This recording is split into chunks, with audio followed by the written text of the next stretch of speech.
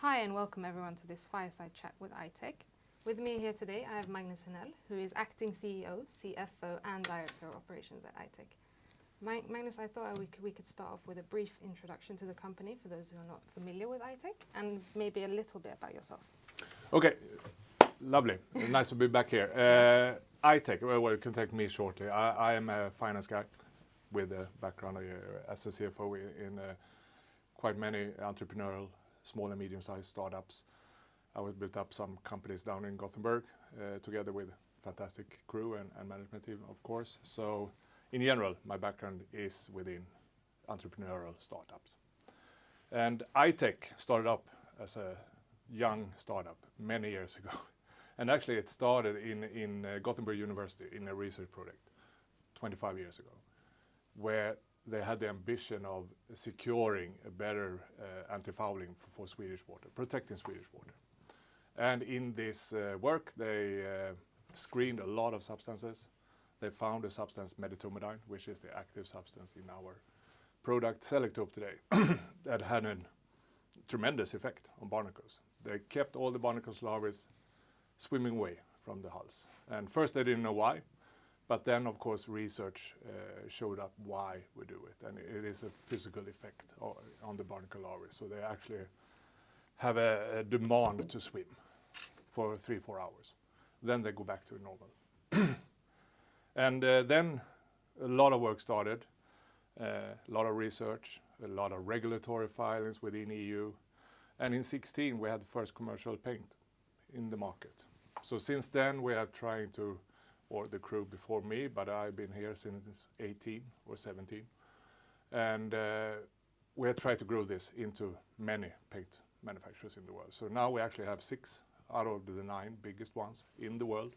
A lot of ships sailing with paint that is containing our product Selektope in it to protect the hulls. So we're saving carbon dioxide and we're saving the ships. Sounds very interesting, and thank you for the introduction. If we just dive in quickly to your quarterly results, as you know, you had a very strong quarter in Q2 with record turnover and sales volume. Yeah. Could you maybe give us some explanations to the key drivers behind this and what we should look forward to for the remainder of 2024? Yeah, I think there are different things behind this growth because we are in a growth mode generally. And one driver in that is that, as I said, we started with commercial sales in 2016 on a very low level, which continue to grow, but every ship needs to be repainted every 5 years at the latest, which means that if there are ships out there with satisfied owners that really see that these paints are working, they're coming back now. So some of it is ships coming back. And then, of course, we need to sell into new markets. And it is a general trend in the industry going to premium paints, where we have a place, and as well as saving carbon dioxide, saving the world oceans from invasive species, which could be the effect if you have fouling on the hull. So I think it's a lot of general trend. We're sort of going through the hurdles in this quite conservative business. Yeah. We've been there now since 8 years with commercial products, and they're starting to gain traction more and more. And what can we expect for the remainder of the year? I think we are in a positive trend. Yeah. I would say we will see continued growth. I'm pretty sure about that. Yeah. Then, of course, there could be quarters up and down. It could be, because very much dependent on the production schedules within the customers. They are quite much just in time with the deliveries. But we're well equipped with production, etc., to be able to manage this. But in general, we are in a growth mode. Very exciting. If we just go into a bit of the geographical split and your market development in Asia, as you know, you have major sales in Japan and South Korea, with 35% and 50% of sales in Q2, respectively. And almost the other remaining part in Asia as well. Yeah, so a lot of your sales in Asia. Could you maybe elaborate why you're so successful in these geographies? Yeah, and also here again, different parts. Of course, Asia is the largest shipyard industry. Yeah. They are in Asia. So most of the repainting of ships, new building, maintenance is done in Asia. Mm-hmm. Why do we succeed in South Korea as an example? Well, there is actually where we came into the market, because we came in as a new building product. And just to give you an example of that, in Korea they have large problems with barnacles growing on the ships when they are laying idle for 6 to 12 months under the equipment of the ships. Yeah. So they construct the hulls, put them in the water, and then they finally equip them, which means they are under a tremendous attack by barnacles during this period. And the shipyards in Korea has had this problem for a long time, and now they really see that Selektope makes a difference. Just take some water. Yeah, of course, of course. In Japan, on the other hand, it's not so much new build. It is a new building in Asia, but I think that the main reason is that Chugoku has their headquarters. It's their home market. Any product they are releasing to the global market is tested in the Japanese market first. Yeah. So all of their new products, and they have quite a few new products today. We are in almost all of their premium paints and trying to gain traction, so to speak. Okay. So I think it's mainly driven by CMP and their development in their home market. Are you expecting to grow further in South Korea? You've had tremendous growth in Japan, but what is the outlook for South Korea? I think that there are growth potential still in South Korea, because the sales we're talking about is mainly to customers. Yeah. We all have the other 4 with commercial paints out on the market that can grow quite significantly. We have one of these, are the largest paint manufacturer in the world. Chugoku is number 2. So there are still growth potential. That's good to hear. Looking forward to seeing what happens. And if we just move on a little bit, you discussed increasing your gross margins with a new supplier in India. Yep. Can you give us a little update on this, and when can we expect to see results from this initiative? Everyone wants to see results.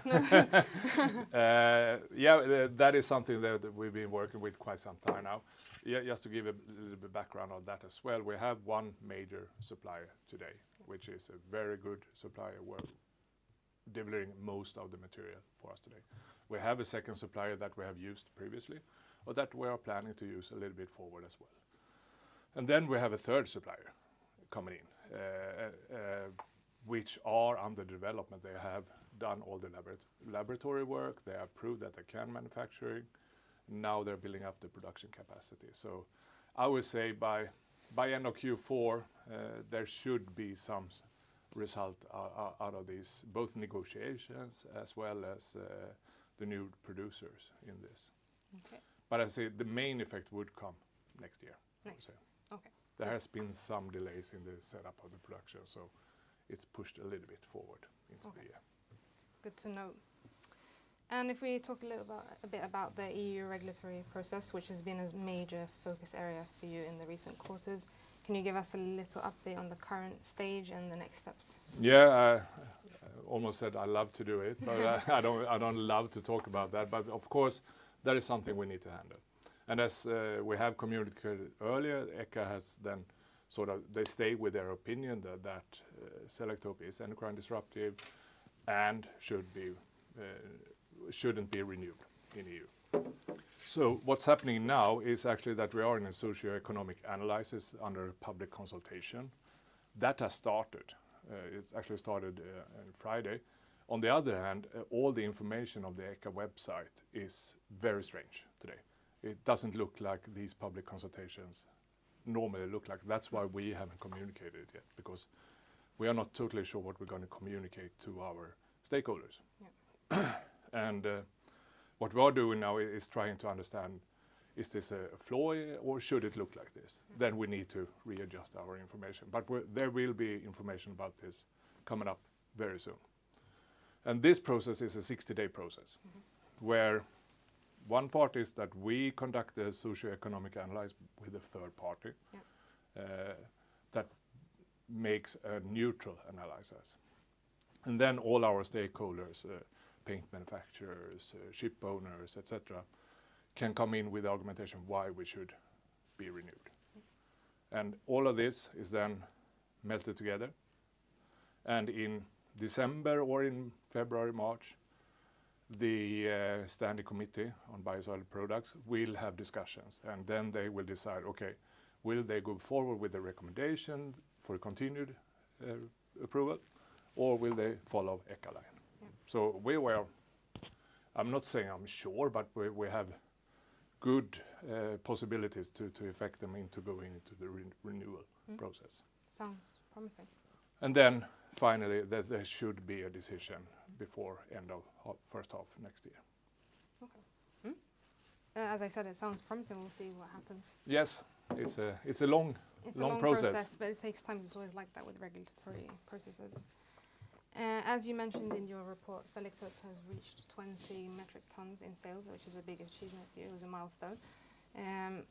Could you share maybe with us if you have new innovations or product developments in your pipeline? Yeah, I actually want to come back to these 20 metric tons because that is actually quite fantastic. We're talking about, when introduced into paint, we talk about 10 to 15 million liters of paint on these 20 metric tons, which then is roughly 2,500 ships out there in the world. So it is a major milestone, and of course we are working on increasing it. But if you're talking on product development, we can't change the molecule. No.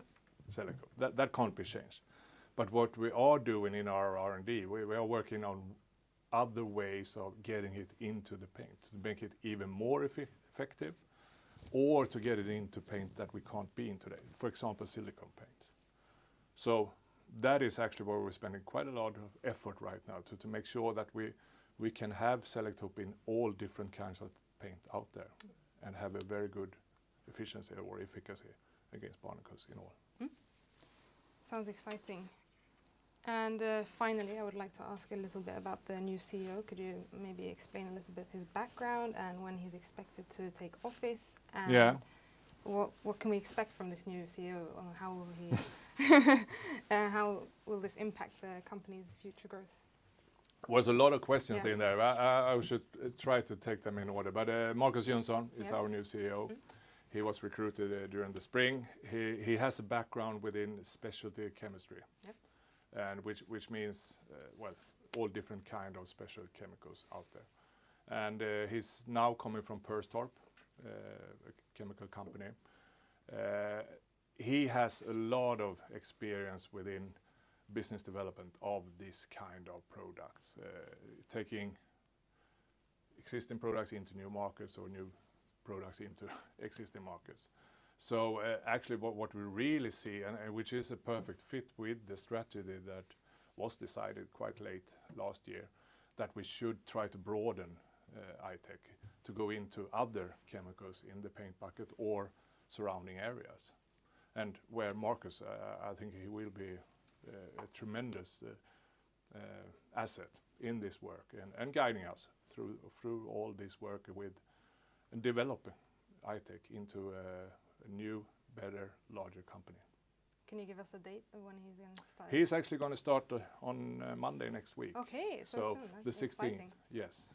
Well, I think we actually have time for another question. I just wondered if we were in unplanned questions. Unplanned. No, but I just wanted to ask a bit about your new products. You're expecting 2 new customer launches. Yes. What do we have an update on this? And what markets are they targeting? Is it more dry docking or new building, or is it a combination of both? It's actually, now maybe my business development people will correct me if I'm wrong here, but one of them are mainly into new buildings. Yes. It's mainly into the Korean market in the beginning. As I said, we normally start in Korea. And that we foresee will come within the time span that we have discussed. Of course, also the paint manufacturers are looking into what's happening in the EU, but we're then talking about the Asian market. So in the short term, that will not have an effect. Then the other one is actually both new building and dry docking. Okay. Already from the beginning, or if they start with new building and then take it into dry docking as well. That's quite a significant step for you, maybe. There will yes, it's significant that they are going into these markets and that they're coming on as a new customer with commercial products, of course. But all of the paint manufacturers have a sort of a ramp-up period, and If you look on Chugoku, which has grown into a significant customer of us today, it has taken some time. As I said, the first commercial product was in 16. We are now 8 years later. I'm not saying that everyone will take 8 years to get into their volumes, because there are paint manufacturers with the potential of reaching or actually exceeding Chugoku volumes as well. So after these 2 new potential customer launches, you will have 8 of the customers. Yeah, 8 of the 9 largest paint manufacturers in the world. And the 9th customer is something is in your pipeline, or? It's in the pipeline, but it will take some years because it needs some other regulatory approvals. Okay, very clear. Well, that was all from my end, and thank you very much, Magnus, for your time, and thank you for everyone listening. Yeah, thank you very much for having me here. Thank you. Thank you.